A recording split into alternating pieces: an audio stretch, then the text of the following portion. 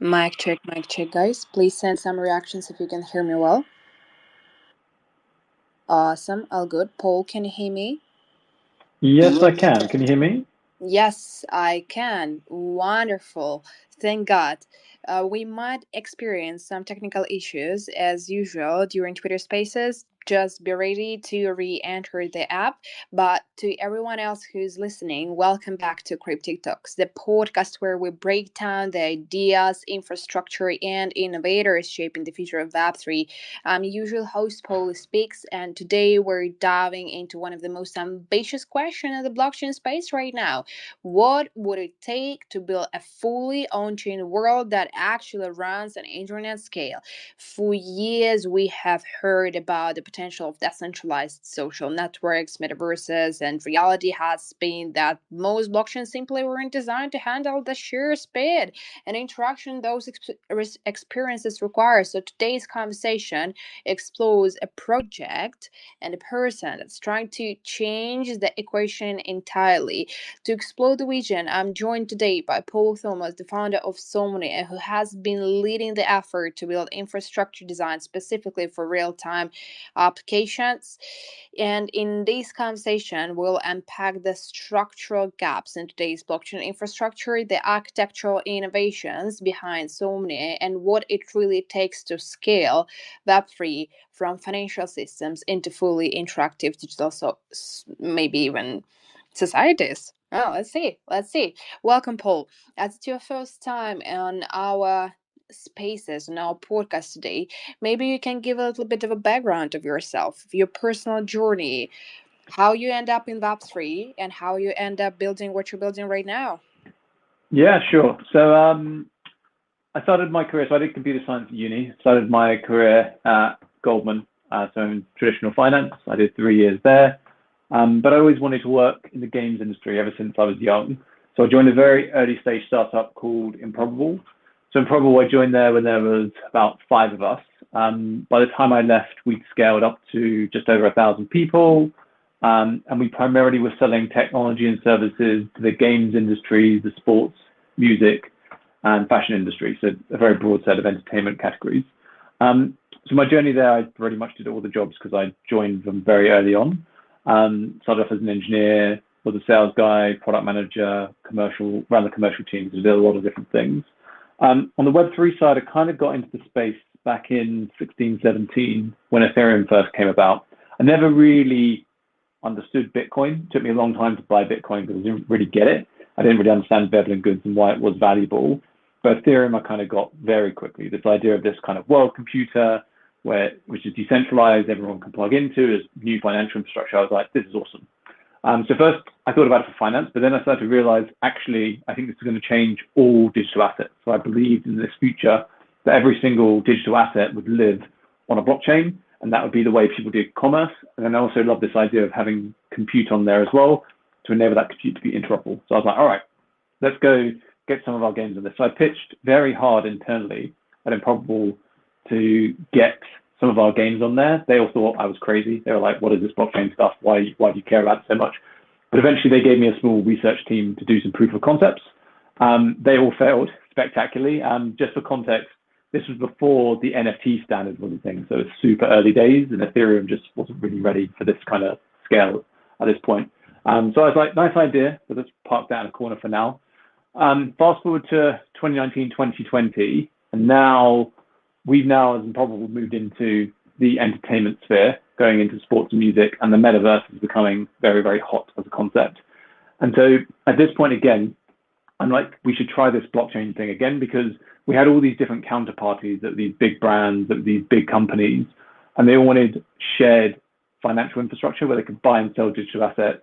And they also wanted this concept of interoperability. So you as a consumer could buy items in one experience and use it across all of the experiences. And I was like, all right, blockchain is a good solution for this. Let's try again. So this time it worked out a little bit better because blockchain tech had come on quite significantly. But the issue we still had was scalability. We'd have these kind of digital music events and digital sporting events where you get hundreds of thousands of people show up at the same time. And if they all wanted to interact on chain simultaneously, blockchains just weren't really designed to do that and they all kind of exploded. So at this point in time, I was like, okay, let's start doing some first-party research into a high-performance blockchain. So I got some of our research engineers and we started looking at how to build a high-performance blockchain for these real-time applications. And that then became Somnia. So Somnia I spun out about 2 years ago, and I've been taking that to market ever since. So I'm an engineer still at heart, but nowadays I do a lot of different things apart from engineering. That's what I'd say my history is.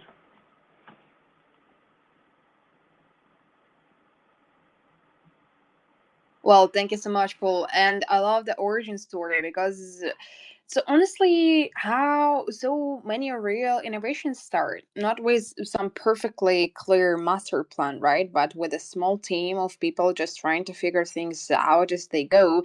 Joining a startup with 5 people basically means you're doing everything in product and strategy, probably tech support, and occasionally making coffee as well. But what I find funny is how you said Bitcoin never really clicked for you, but Ethereum made sense almost immediately. And that's the story I hear a lot from builders, because Ethereum suddenly makes the light bulb go off about programmable systems, not just digital money. And the fact that you were pitching blockchain games before NFTs exploded actually says a lot, because back then people probably looked at you, you were like slightly crazy, and the industry hadn't caught up to that idea yet, and most infrastructures simply wasn't ready, to be honest. I also really appreciate you being honest about the first proof of concept failing, because that's the part people usually leave out of the story. And in tech, especially in Web3, failure is almost like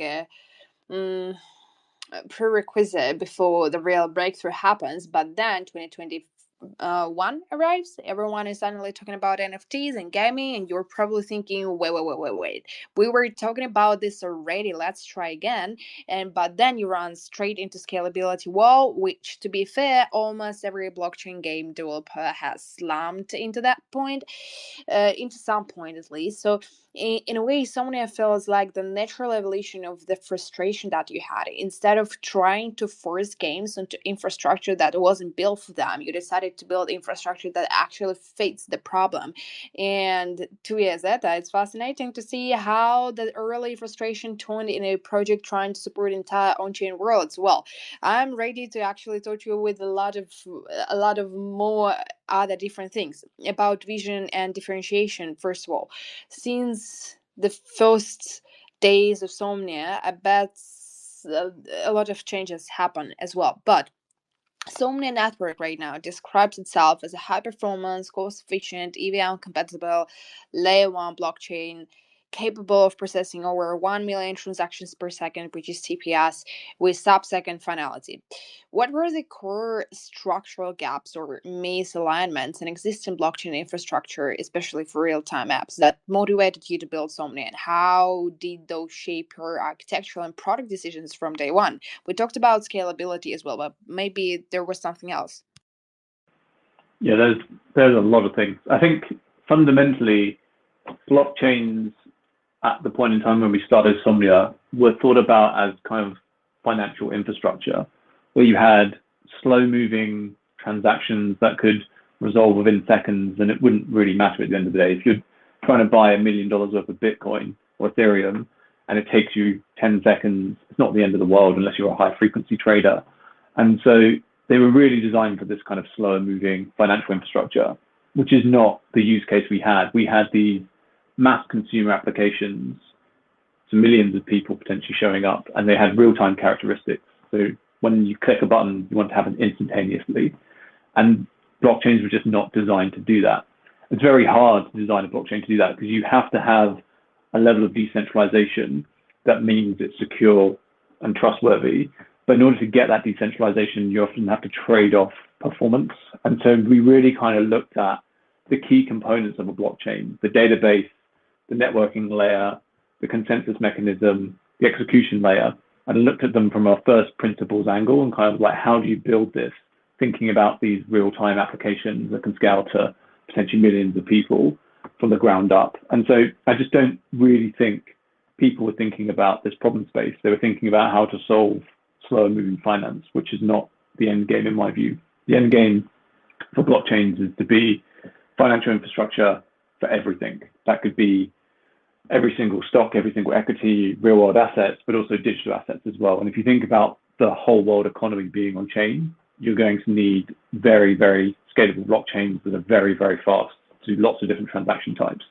And so that's really what we kind of thought about from ground zero and how you build that from the ground up. The other thing I would say is that I just don't think at this point in time people were really thinking about blockchains as a real-time database solution. There was no use cases that really needed that at that point in time. And we were actually creating the use cases ourselves with the gaming stuff we were doing, with the entertainment stuff we were doing. And that's really why we built the blockchain. So I think there's also a need and a use case problem that we had to solve. That's the reason why we built the blockchain in the first place.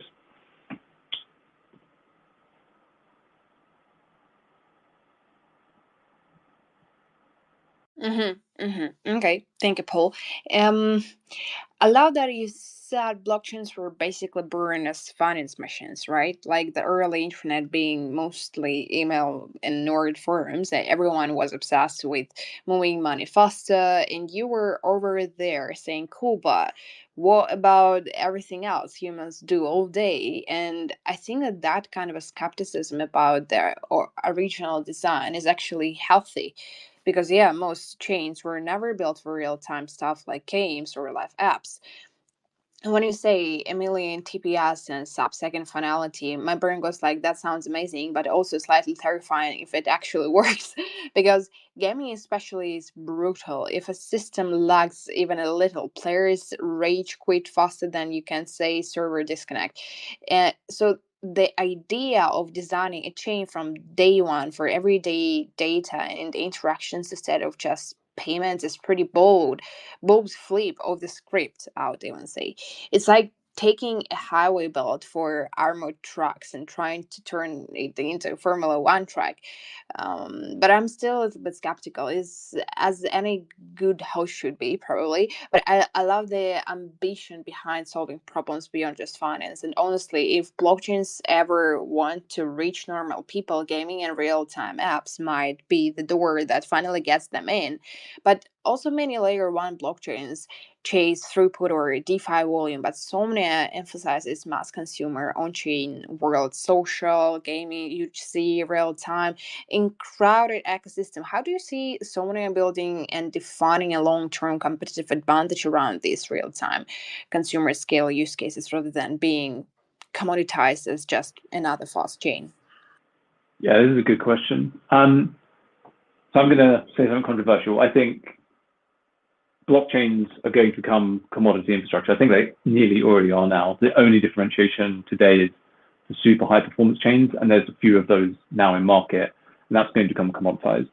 So what we really think about Somnia is how you differentiate and go up the stack, because that commodity layer, the infrastructure layer, is now table stakes, and everyone is going to have that or have access to that.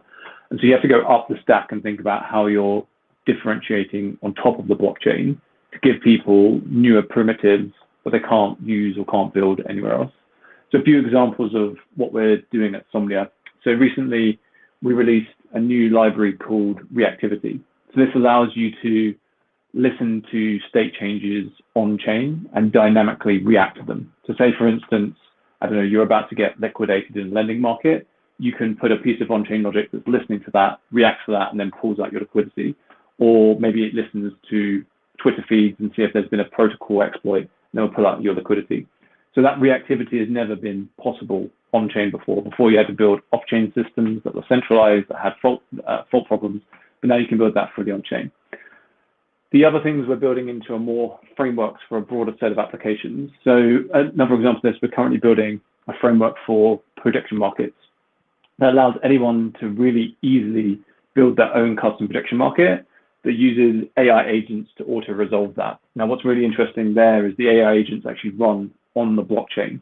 So we really think about the blockchain as like a compute and storage environment more so than just a ledger, which means you can now run LLMs and AI compute on chain as well. And that will allow you to create those markets and resolve those markets with AI. The other thing we're building quite heavily into is the financial infrastructure. Think like fully on-chain, decentralized perp. A few other people have this as well, but we think that's a very core component to enable liquidity across all the different real-time applications, be those games, be those entertainment experiences. that's important when consumers are buying and selling items within those experiences. So that kind of decentralized financial infrastructure is another core component that we're building as first party that other people can then plug into. So I think for me, really what everyone in the space should be thinking about is these general purpose L1 blockchains of the old world. You now need to start thinking about how you specialize your chain for particular use cases and capture market share there. Because I think the general purpose blockchain world of last cycle is dead and you need to now specialize. And that's what we're doing at Somnia by building abstractions on top of the chain you can only use with Somnia.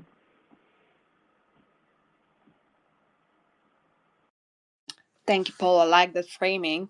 Maybe the chain itself does become a bit commodity, like, I don't know, cloud servers, and the real magic is what you build on top of it. Because let's be honest, every product says we're the fastest chain, and after a while, it starts to sound like every pizza place claiming they have the world's best slice. But what caught my ear is this idea of shipping actual tools like prediction market framework and the libraries, because Biller don't just want speed, they want legal blocks, right? And the AI agent helping people spin up prediction markets, that's pretty wild, to be honest. Like, DeFi meets a very Nordic crucible. And I'm still a little bit skeptical, I would say that again, because ecosystems usually win when thousands of developers pile in, not just when the tech is cool. But I would love to dive deeper into prediction market thing that you're building right now when it's out. That's a little bit of alpha for our listeners, I think.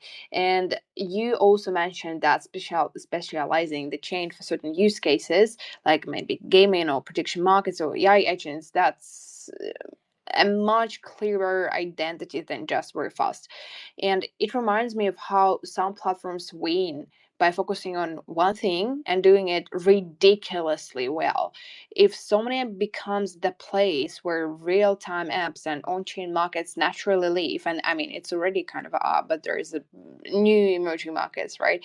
That's a real mode. Otherwise, the danger is ending up in a big pile labeled another fast chain, but I think it's not your scenario, to be honest, Paul. So much going on in Sonia. But let's talk more a little bit about the product and architecture and also Q4 2025 review. So, Somnia's architecture includes several bold innovations: a custom database, which is ICE-TB, multi-stream consensus for parallel execution, EVM compatibility, subs and phase. When building this stack, what kind of a trade-offs did you face? For example, maybe complexity of custom DB versus ecosystem developer tooling, or throughput versus decentralization, or speed versus security. How did you resolve or mitigate them? Yeah, very interesting questions. There's lots of ways I can take this. I think one story that's quite interesting is the genesis of the database. So Somnia has a completely custom database that we wrote from scratch called ICDB. The reason we did this is, at the end of the day, we really didn't want to build a new database. Any computer scientist in the room, you always get told, don't build your own database, take something that's off the shelf, because ultimately that is tried and tested technology that's been used a million times before, and you should probably reuse it. And that's what most people do. They look at RocksDB, it's the most common one for high performance chains. But the problem we had basically is when you're looking at those off-the-shelf technologies that already exist, they just are not fast enough and not really optimized for blockchain data structures. They've been built as kind of general purpose key value stores, while blockchains have specific data structures that you could really heavily optimize for. And so we really took a first principles approach, looking at the database and thinking about how to build it from scratch, which everyone tells you not to do, but we kind of had to do in order to get to the level of performance that we required. The other part of that question that's quite interesting is the trade-off between kind of decentralization and speed. So we have made that trade-off. I think we believe in a world of what we call sufficiently decentralized. So what we mean by this is having 100 or so validated nodes is probably a good place that your network has enough decentralization, has enough security, doesn't go as crazy as like Ethereum, where you could run a node on a toaster, but is decentralized enough that it has that level of safety and security. So we've kind of gone to that level where we have 100 or so validated nodes in the network, rather than trying to go to tens of thousands of validated nodes. That means that we can go faster as a result of that. And we've kind of made that trade-off in terms of speed versus security. And we think it's the right trade-off for the use cases we're looking at. And I think a lot of other teams are realizing this as well. I think my favorite one is if you look at Hyperliquid, I think it has around 16 nodes in total, and it's running billions of dollars of financial infrastructure now. And so I think this world of like maximally decentralized, where we used to be as a space, I think has been shifting a bit to be what I call sufficiently decentralized. And that's really what we're trying to do with Somnia. So yeah, that's a few things I think are worth kind of talking about. The other, in terms of developer complexity, we made a very, very conscious effort to make it very easy for EVM developers to build on top of Somnia. So there is no, if you can write code for Ethereum, if you can write code for another EVM blockchain, it will work straight out of the box with Somnia. You don't have to change anything. You just point to the different RPC. The reason why that was a requirement for me is I've built technology in the past where, so it's for MMOs, it's massive multiplayer online games, and people had to code in this special programming language called Scala, and it gained no adoption because the developer ergonomics were awful. It was really hard for developers to understand, and they weren't used to that programming language. And so we made a very conscious effort with Somnia to make it very easy for the existing developer ecosystem to build on top of it. And so we didn't make any trade-offs and conscious stuff there, and people can take all the performance and convert the code to Somnia without doing any changes, basically. We really, really kind of thought about that from the ground up because you have to have those high-quality developer ergonomics to build that developer base, to actually build out your ecosystem. So that was, for me, not something we just compromised on. I'm very proud of that.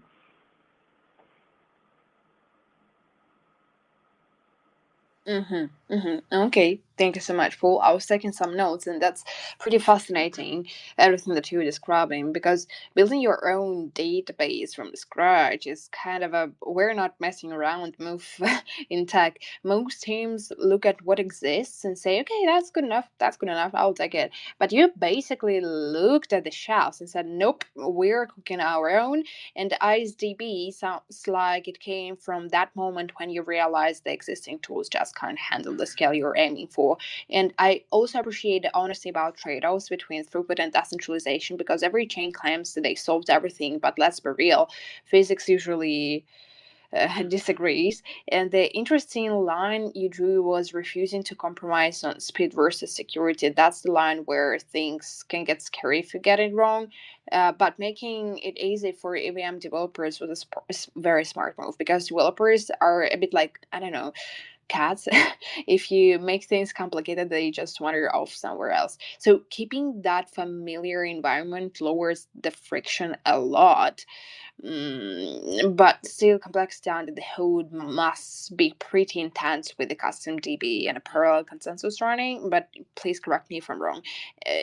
If it works the way you hope and you believe, that's the kind of infrastructure decision that quietly becomes the backbone of the whole ecosystem. But if we're gonna look back at Q4 for last year, or I mean the most recent quarter, maybe we can discuss it too.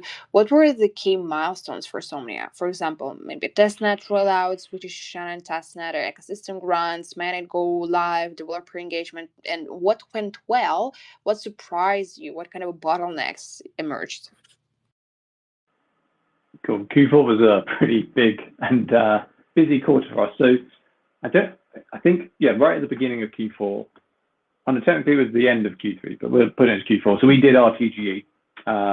So basically, the chain went from testnet to mainnet, which was an incredibly stressful experience, but a very, very fulfilling one. Seeing this technology we've been building for the past 3-4 years finally come to fruition, be live in the wild, seeing people transacting with real money and real capital and using it for real was an incredible thing. And I think the team, I want to give the team massive props, and we were all very proud of that. We then obviously we built up quite a decent ecosystem of applications. I think at that point there was around 50 or so different apps in the ecosystem that have been building during our testnet phase. And they've all come online now. I think now we're at just under 100 ecosystem applications. So I think for me, it was really showing the technology was real and it was getting out there. We were on lots of different benchmarks showing us as the highest performance chain in the whole Web3 ecosystem. And that was a very proud moment as well, to really show that the technology was real and having people touch it and having that scale be verified in a mainnet scenario. We then obviously start the process of kind of growing that ecosystem, that developer base, and the community and consumer base as well. That's really what we've been focused on in Q4, going from starting that main net to then continue to grow out the ecosystem with a broad set of applications and then a broad consumer base. And we've got a bunch of usage. I think at the end of Q4, I can't remember the exact numbers, but we were at 1.2 billion transactions that have been processed by Somnia. So for context, that's more transactions than most chains do during their whole lifetime. And we did it in a quarter. So it was a pretty good quarter for us, and we got a lot of initial traction from that initial launch, which was really good to see.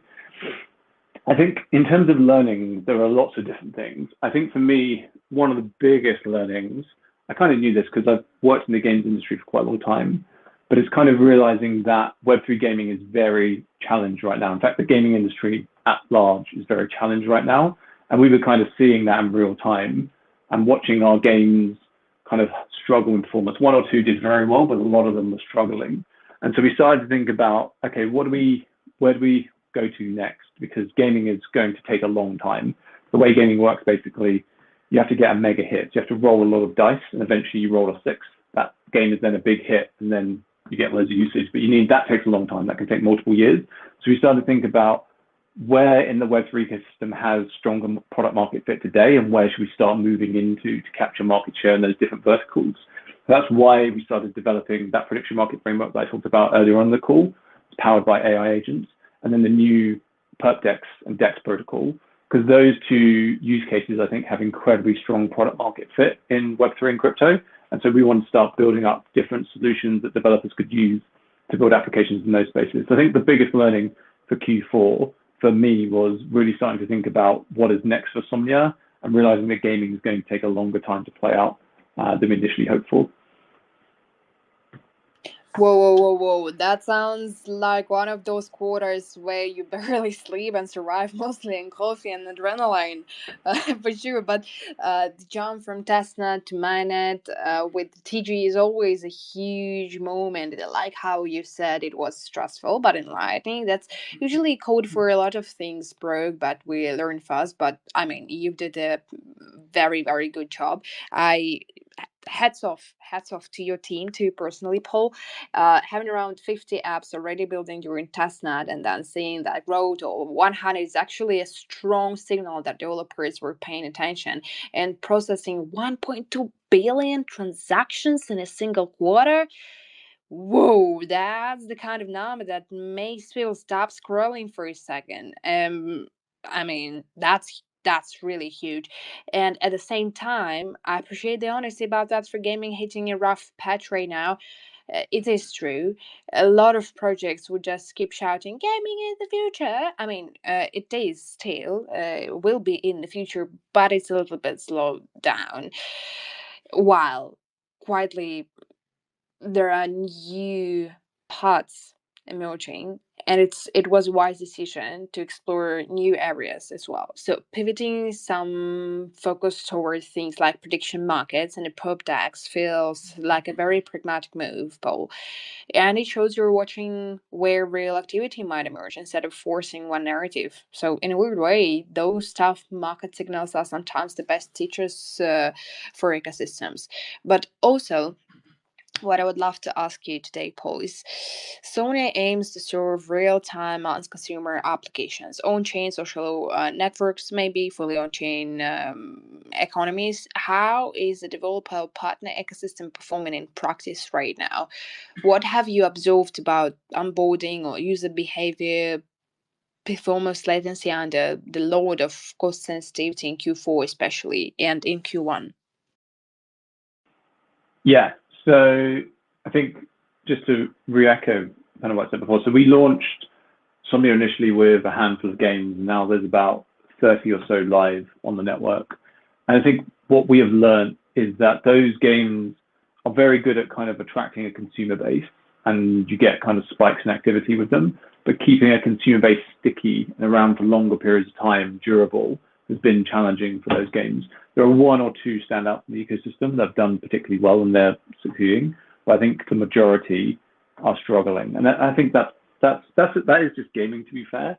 But I think we're seeing the sharp end quite a lot there. And so that's why we started to think about kind of what is next. I think what we are seeing, and it's the stuff that's always worked, but people are always interested in. People are always interested in different forms of speculation.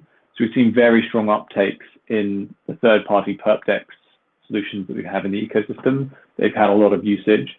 We've also seen quite a lot of uptake from one of the native prediction markets called Vectra.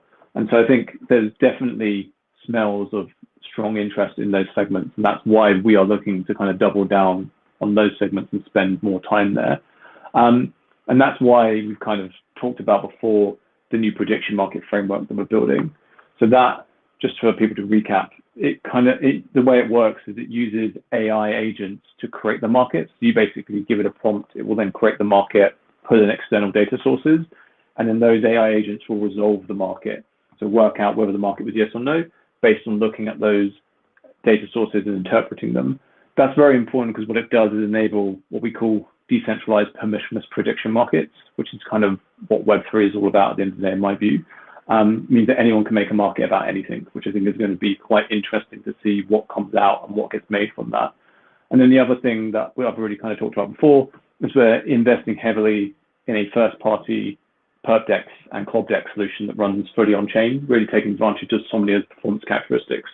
Those are important because that will create kind of financial infrastructure that everything can plug into. And you really need high-quality liquidity when you have blockchain.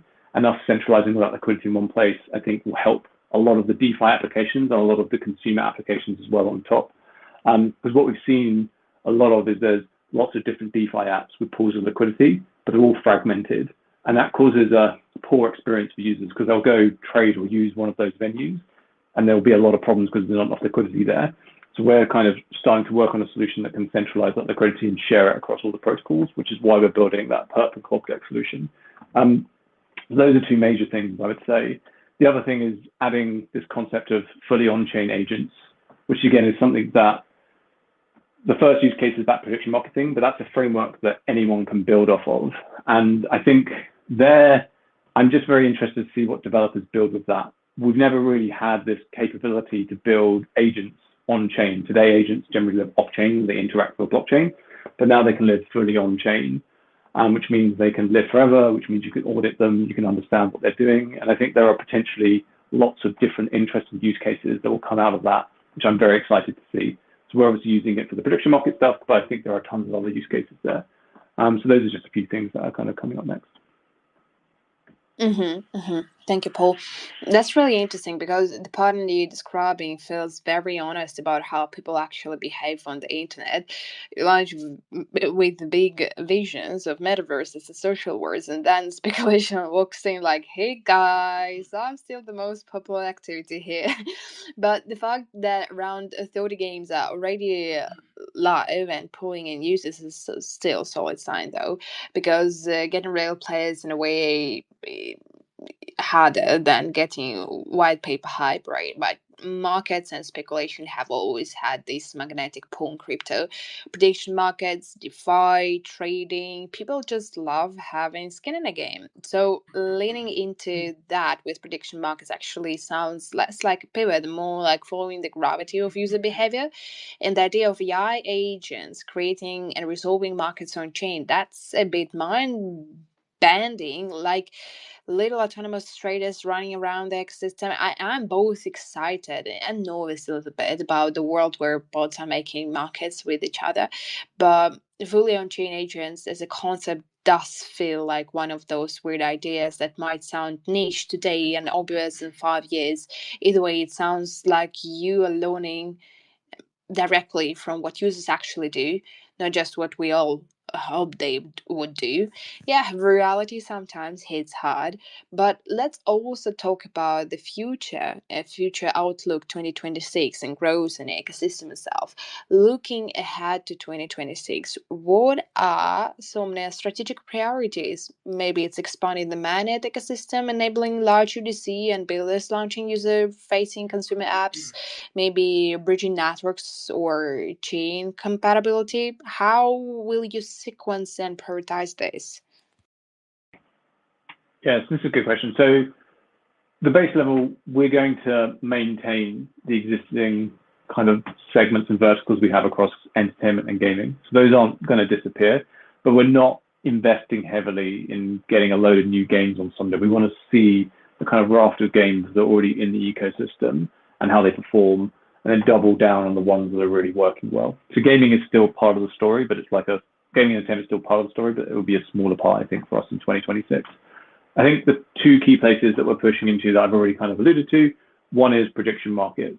And so I think what success will look like is there will be a variety of different prediction markets built by various different people. So one example, a lot of the games in the ecosystem are integrating that prediction market framework to do prediction markets around their games. So like an example, you could have a first person shooter where you say, if I win, I bet you I'm going to get 10 headshots in the next match. You put down a bet and get paid out because of that. So there'll be prediction markets around the gaming ecosystem. We're also looking to broaden it out across the entertainment ecosystem as well. So things like betting on sports matches, things like betting on geopolitics. I think that could be the other one. But I think what's going to be really interesting with the prediction market stuff is more esoteric markets. So one that's been kind of like created by us, but could be made by someone, is like how many times is Paul going to tweet this week? And you can make a prediction market around that kind of stuff. Now, obviously, if I make that market, it can be manipulated, so you should be careful. But I think it's very interesting and fun, the different ways you could potentially use that framework for different use cases that haven't really been seen before, because today this is all centralized by the big players like Polymarket and Kalshi. So I think for us, seeing that kind of growth of those prediction markets and the volume through that framework, I think will be a key one. That will ultimately drive transactions and usage of the Somnia blockchain, which will drive value back to the token. The other one, I think for us this year, that's going to be quite interesting is building market share for that perp dex. So that's a difficult one to do because it's obviously a very red ocean product. But we really want to see that perp dex launch. It has big chunks of TVL and then generate a lot of volume and usage as well. We believe we can do that because of Somnia's performance characteristics and speed. You can essentially quote like a centralized exchange does, but in a decentralized manner. And so you get that level of safety and security from decentralization, but with the qualities of a centralized exchange. And so essentially then you'll get better pricing, which means more people will come trade. So that's what we're really going to be looking at, the volume and TVL of the perp dex as well as another key metric. And then the final thing for us is just user base and general usage of the chain. Those are like the North Star metrics for us. How many transactions per second are being generated? How many users are coming to the chain? We're always looking at that. The final point that I'll probably mention is a bit of alpha. I don't know if many people know about this. We're really looking at partnering very closely with a subset of the protocols on Somnia to do a kind of revenue share style model where a portion of those revenues are utilized for buybacks. And we think it's very important going forward that blockchains think about revenue models as the whole space gets thought about and re-rated in more traditional sense. And people are really looking at kind of the revenues of protocols and blockchains. And we're really thinking about that and thinking about how we partner with key pieces of infrastructure to generate revenues and pour that back into the token at the end of the day. So that's another thing that we're looking at very closely. I think total revenue of the Somnia ecosystem will be another key KPI for us as well. Okay, I like the realism in that strategy, Paul, because in tech there is always a temptation to chase 10 shiny ideas at once, but instead you're basically saying, okay, let's double down on games that are already working instead of spraying money everywhere, which honestly sounds like an adult decision in the room. And the prediction market angle is fascinating. I will highlight it again. The idea that you could have markets around almost anything, even something like how often a topic gets tweeted, feels both brilliant and slightly chaotic. Though the probe DAX focus also makes sense because let's be honest, volume and TVL are still the scoreboard everyone secretly watches in crypto. And I also like that you mentioned general usage of the chain and the partnerships because ecosystems usually grow less from one killer feature and more from lots of small doors opening at the same time. But I wonder sometimes if the real challenge isn't just building features but building habits for users as well, because technology can exist, but if it doesn't become part of people's daily rhythm, it kind of floats in the background. In a way, what you're doing is almost like designing a small digital economy and hoping people choose to live there. So I have a philosophical curveball, if you allow me to shoot it, because I think that almost all my further questions, you answered them in a previous in your previous answer, so I don't want to repeat myself. And Do you think the future success of blockchains like Somnia will depend more on better technology or on understanding human behavior and incentives better than anyone else? I mean, I've always said this. I think I've done this as well in my career. The best technology often doesn't win. Packaging, go to market, and essentially adoption at the end of the day is the thing that matters. And the way you do that, in my view, from our perspective, the way we're looking at this is by building very good, useful, important applications to users that they can gain value from in a seamless manner. So the whole point of Somnia at the end of the day, the reason you do this super high performance is so that a user can go to an application, gain some value or have fun, and not have the blockchain get in the way. I think it is so silly today of all the hoops you have to go through as a consumer to be on chain, the wallet installation, the clicking accept of all the transactions, the gas fees, all this stuff is just stuff that gets in the way of consumers using on-chain applications, which I don't understand why we've designed it like this. Everything should just get out of the way, and we should build high-quality consumer apps to deliver them value easily. Those apps then attract the consumers, and that becomes sticky because they're providing them value, because they are generally useful, and because they're not full of UX nightmares. And so the performance of Somnia is one component there, and then thinking about design patterns, wallet integrations that enable seamless usage of those applications, I think is very, very important. So the thing for me is always around making those applications feel like a Web2 app, and you don't even know it's using a blockchain at the background. I think that's where we need to get to as a space. I think the fact that we always pitch this is Web3, this is on top of a blockchain, I don't think a consumer cares. When you go to a website, you don't know if it's running on AWS, Azure, GCP, and you shouldn't care. All you care about is the application is delivering value. And that's what we're really thinking about with Somnia, and thinking about how you create a sticky ecosystem and sticky applications is basically making the UX super good and then having high quality applications for the end consumer. The technology is just an ingredient that enables that, in my view. I'm raising both hands for that answer, and I really like as it feels honest. Sometimes the smartest technology loses because nobody feels excited using it. And you're right that the best tech doesn't always win. Sometimes it's about how simple and fun and natural the experience feels. Like the blockchain is quietly working in the background, and that the idea that Somnia should let people have fun and not feel the blockchain is actually pretty powerful because most users don't want to think about a consensus algorithm while they're playing or posting or gambling at it. I don't know, predicting something. It's a bit like electricity. Nobody talks about it. They just expect the lights to turn on. And I don't know. Making advanced infrastructure feel invisible is surprisingly hard, but packaging GTM and adoption storytelling can sometimes matter just as much as raw performance. But I also have another question and another one philosophical as we still have some time. And sorry for for shooting it like this, Paul, but I hope that you're at least enjoying it. Um, it's the question about AI agents. If the AI agents start acting inside blockchains, do you think humans will mostly interact with the system directly, or we mostly interact through agents themselves? Or like, if it happens, how? In what kind of a future? Is it like 5 years from now, or we can adopt this idea much faster? Yeah, I don't think this is 5 years away. I think this is by the end of this year, you'll see this much more proliferated. You already kind of saw the glimpses of this with like OpenClaw and those things. The next UX for me, I really do this personally, but I'm an early adopter of this kind of stuff, is people talking to agents and then doing actions on their behalf.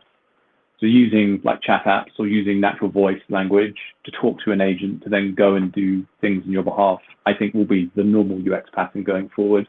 You won't be on a computer. Well, I think you will still have a computer with a screen.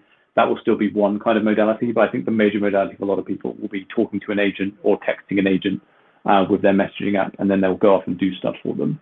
And so, given that's our belief in the world, we have been doing a lot of work at Somnia to think about how you enable the blockchain to be consumable and usable by an agent very natively. And all our new kind of protocols and components, we think about serving agents as customers as a first-class customer type. So making sure that there's like llm.txt, skills files, all this kind of stuff that an agent needs to understand your application and use your application effectively, I think is incredibly important for anyone building any technology.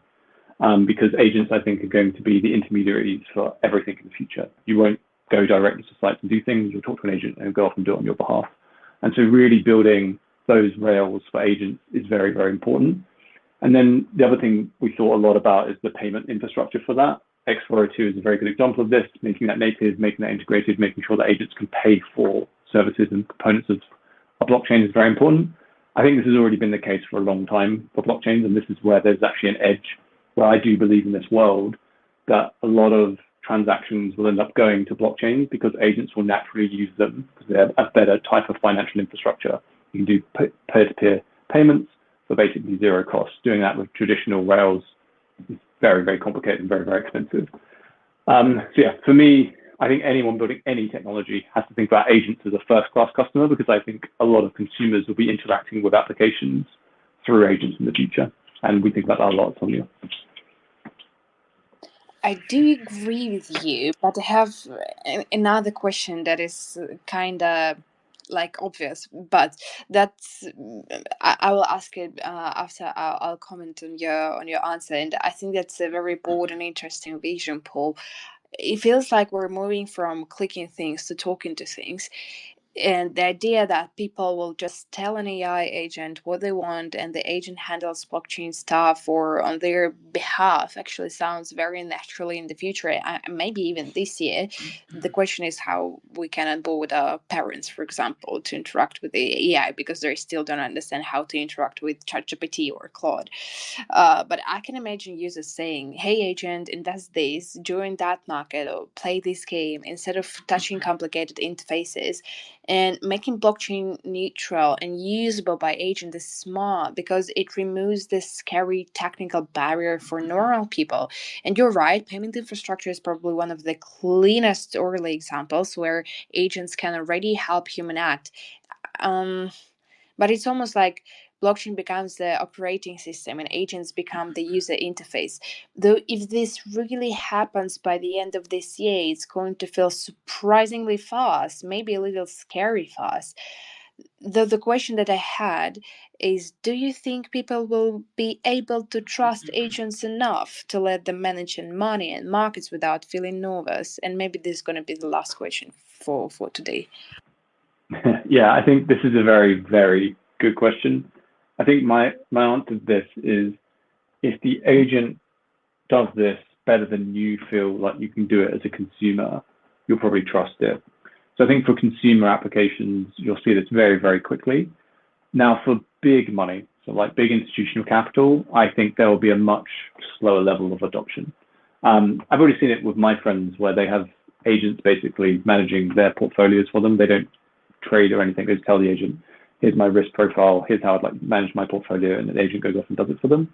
They believe the agent can do a better job than them, and they trust the agent more than they do themselves because the agent doesn't have emotions, looks at things objectively, understands its rule set. I think with big institutional capital, that's probably slightly further away because the risk factor is much higher. But I think ultimately, if it can do a better job than what they think they can do, they will also start to adopt it as well. Because what you'll end up with is a world of like two types of people: one that have adopted this and become very efficient and very effective, and ones that haven't, and they'll start to fall behind or feel like they're falling behind. In terms of a consumer set kind of adopting it, I actually think because of the interaction pattern of it being natural language and speech, I think it has a very high probability of being adopted faster than people expect, because it will feel very natural to people and very normal. Like you text your friend on WhatsApp, you text your agent on WhatsApp. And so I think the adoption curve will be very, very quick, much quicker than people expect. And I think the trust people will have in it will probably be much higher than maybe it should be initially. I'm already seeing it with my personal circle. I think the big institutions will probably be a bit slower and a bit more careful and cautious with all. I have the same opinion on that question. To be honest, it's just a matter of time. But for traders, so it's already working. For sure. That actually sounds very human because trust usually follows performance, right? And not promises. If an agent consistently makes better decisions than a person himself or herself, people slowly stop worrying and just let it work. Kind of like how we trust navigation apps, even if we don't fully understand the road.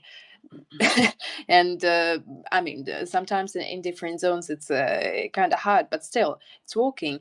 And I like your point that retail users might adopt this faster because individual traders are often already experimenting with tools that feel semi agents as they don't have emotions, and people do. Institutions, though, move much slower. They have committees, risk layers, and a lot of let's wait and watch energy. I have been talking about institutions and governments and regulations and adoption inside these orcas for a very long time. And these people just don't want to have innovative things, unfortunately. They just like, they used to something old and they're fine with that. But it's funny but true that trading communities sometimes trust algorithms help us before big organizations do. Mm, Still, if the agent keeps showing it can do better, trust might grow like muscle memory.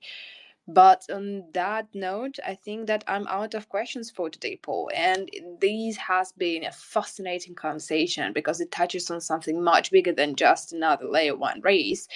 So, what Sony is attempting really sits at the intersection of infrastructure and digital economies, interactive online worlds, new markets like prediction markets or DEXs. And if you think about the early internet, it wasn't just fast networks that changed the world, it was the new types of platforms and experience those networks made possible. So, in many ways, Somnia seems to be exploring the same frontier for Web3, where performance becomes the foundation for entirely new kinds of applications and new ideas as well. And Paul, I would love to thank you for joining us, sharing both the technical thinking and the broader vision behind Somnia, behind several philosophical things as well. If you have some final words for our listeners, feel free to speak up. Yeah, thanks for having me. It's been super fun. I think what I would say to the listeners is if you are interested in Somnia as a consumer, follow us at Somnia underscore network or go to our website, somnia.network. We have a very kind of rich community and a lot of activities that I would consider very entertaining and fun for consumers. So if you're a user, a Web3 user, definitely come check out the network. There's lots of fun things to do, lots of ways to get involved, lots of different campaigns. And if you're a builder, I would say, again, check out somnia.network. We are very, very supportive of builders. And I think what we've built at Somnia is kind of new infrastructure that enables you to build new on-chain applications that could never previously be built. So what I would say to builders is kind of what can you build now that you always kind of wanted to build on-chain but couldn't due to performance characteristics? Kind of think that through and kind of bring that in, start building on top of Somnia, and we'll give you loads of support there. Yeah. Thank you so much, Paul. Again, I will highlight it was a pleasure, and I hope that we can do this again one time. And to everyone listening, if you enjoy this conversation and want to move deep dives and more deep dives and into the builders shaping Web3, make sure you're following a Cryptic account. Drop a follow to official account of Somnia, and of course personal account of Paul too. And it was Paulie Speaks. I'll see you on next episode where we continue exploring that technologies quietly building the future of the internet. Thank you so much. Have a good rest of the day, morning, or evening. Ciao, ciao. I will catch you on the next one.